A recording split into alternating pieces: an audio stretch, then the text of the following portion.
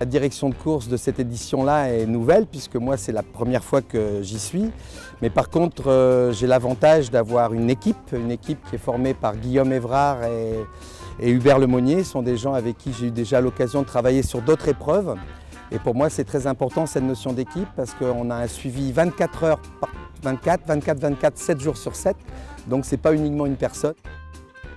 Dans le matériel de sécurité, il peut manquer des petites balises personnelles de détresse qui sont obligatoires parce que tous ces bateaux-là sont régis par une règle très précise et tout le monde a la même chose à bord. Et personne ne part pas comme il veut, il faut vraiment avoir tout ce matériel-là et c'est à nous, direction de course, avec les contrôleurs espagnols avec qui on travaille, de vérifier que tout est en phase et que tout est prêt.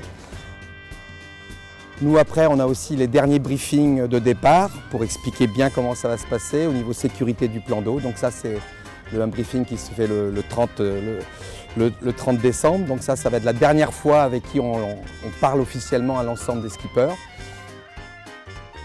On a un document qu'on appelle les instructions de course, qui est un papier écrit, un document très précis, qui logiquement répond à l'ensemble des questions sur la course.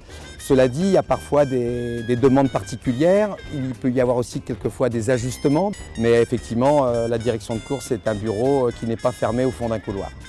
Il y a des choses qu'on a mis en place qui sont nouvelles aussi dans la course par rapport à l'édition passée, tout particulièrement sur la zone d'exclusion des glaces autour de l'Antarctique. On ne passe plus par des portes, on contourne une zone d'exclusion, donc ça c'est un peu nouveau, donc il faut que ça soit bien écrit, que ça soit bien compris par tout le monde. Ce à gérer, c'est quand il y a un homme à la mer. Ça peut arriver. Sur cette course-là, elle est en double, donc il y a une réaction forcément immédiate puisqu'il y a un deuxième équipier à bord. Mais cela dit, la direction de course met en alerte à ce moment-là un cas de crise, tout le système de secours en mer qui peut s'imposer. Là, en ce moment, je m'occupe de l'autre côté de la barrière, c'est l'organisation, mais je pense que je vais renaviguer bientôt.